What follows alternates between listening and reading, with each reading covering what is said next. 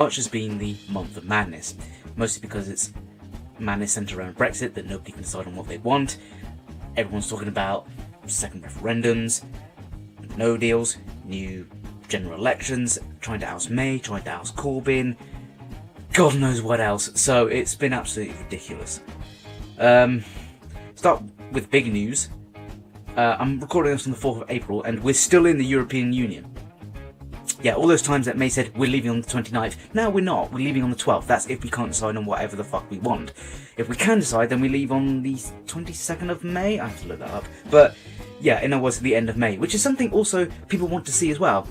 Not the timetable, I mean the end of May. Theresa May, our Prime Minister. Because, my God, there's been cabinet resignations and a talk of trying to oust the leadership. And even she's conceded that, you know, once Brexit is done, she'll leave and not be in the general election. A promise she's made several times and still hasn't managed to win her over any votes at all.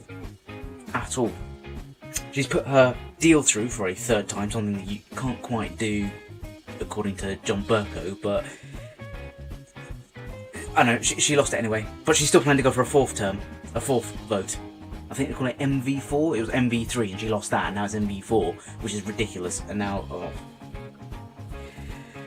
But within that time, yeah, there's been a number of meaningful votes about what people want. There's been about 12. 8 in one night, 4 in another. And no, and everybody in Parliament has said no to all these changes, all these different minor amendment and votes. They've all said no.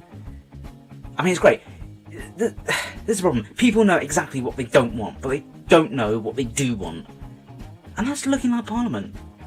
And we just, what the fuck do we want? And then she came out with a speech the other day, which has pissed a lot of Tories off, saying, yeah, we're willing to work with the government. Sorry, they are the government, for fuck's sake. We're willing to work with the opposition, and we want to invite Jeremy Corbyn over so we can have talks. Now, last time this happened, well, this has happened twice in the past. So, the first time it happened, he said, well, we're only going to do talks if no deal's taken off the table, which you can't do because no deal's the bloody default. Then the second time that happened, he came in, saw that Chukwuemeka was there, and said, well, they're not a proper party, so why should they be allowed to be talks? Well, if they're going to be allowed here, we're just going to fuck off. And so he did, he fucked off. And so it's, you know, over something minor. So, anyway, they managed to meet up this time, for a third time lucky, thank God. And he's basically come out and said, well, yeah, there's not enough change, but, you know, not what we were expecting. Which, to be fair, they're the opposition. They want to get into power. Of course, they might say like shit like this. So I don't know whether to trust them on it or not. And now, when I watch Brexit news, I can't make heads or tails of what's going on. It's all just, I disagree with this. I'm upset with the government. I'm pissed off at Theresa May. All these various politicians and commentators and journalists and just saying, I don't know what's going on.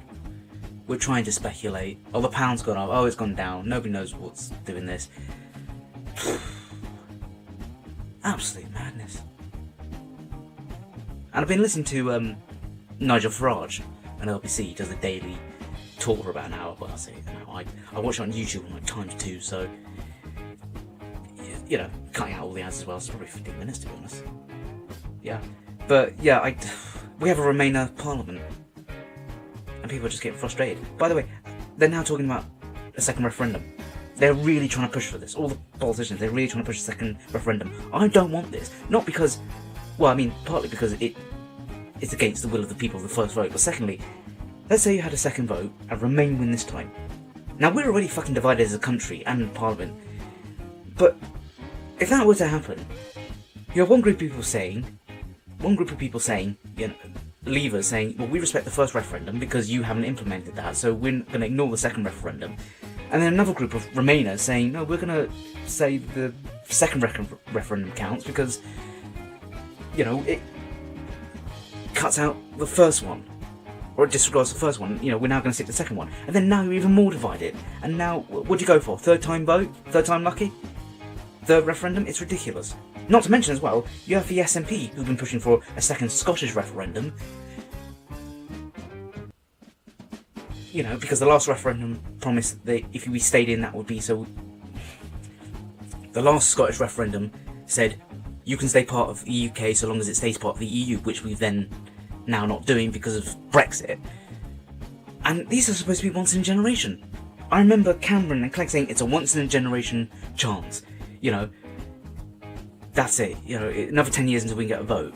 And somebody, oh my god, I don't know. So that group of people who formed their own party, known as TIG, or the Independent Group, well, they've now applied to become a party called Change UK, which is stupid because the change they want is to go back to the exact status quo before Brexit, which is, you know, the whole point of Brexit was to make a change. Or at least that's why people voted for it. So, you know, it's a fucking pointless name, but I do like the abbreviation. CUCK. C-U-K. It's stupid, they're cucks.